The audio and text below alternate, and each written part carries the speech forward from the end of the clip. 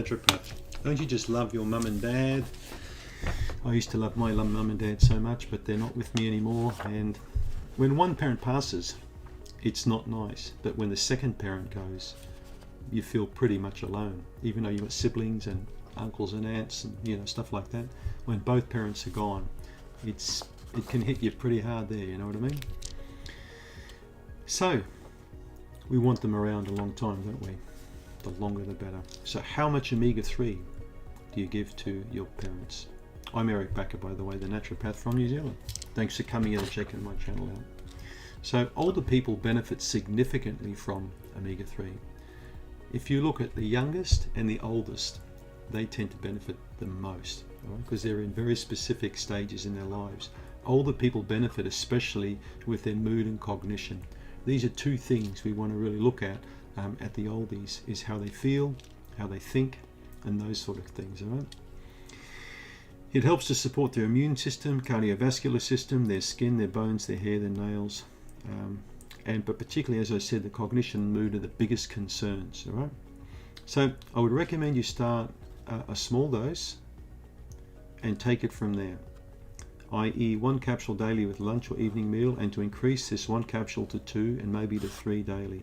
But the big thing is with older people is to check for interactions with drugs or medications, because most people already my age, 60, are already taking 1 pharmaceutical medication. When I went to a medical conference years ago, I was shocked. Well, this would have been 15 years ago to this conference, and hearing a couple of doctors talking to this rep from a particular pharmaceutical company which will remain nameless.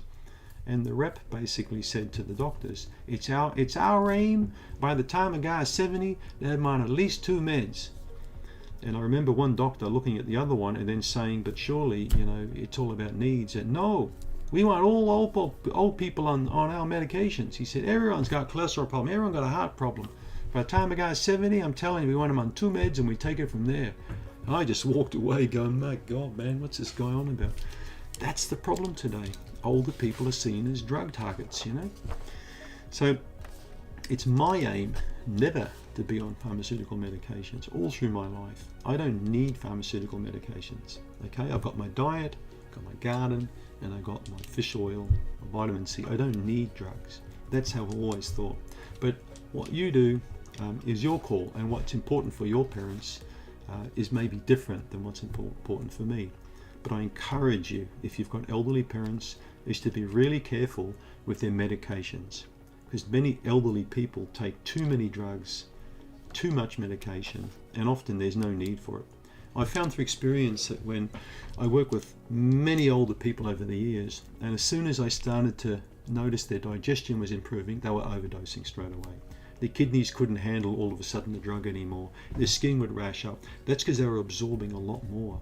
So then I would slowly withdraw that drug. And eventually, with the doctor's help and my help, the patient could wean off 7 or 8 pharmaceuticals down to 1. I didn't do this once.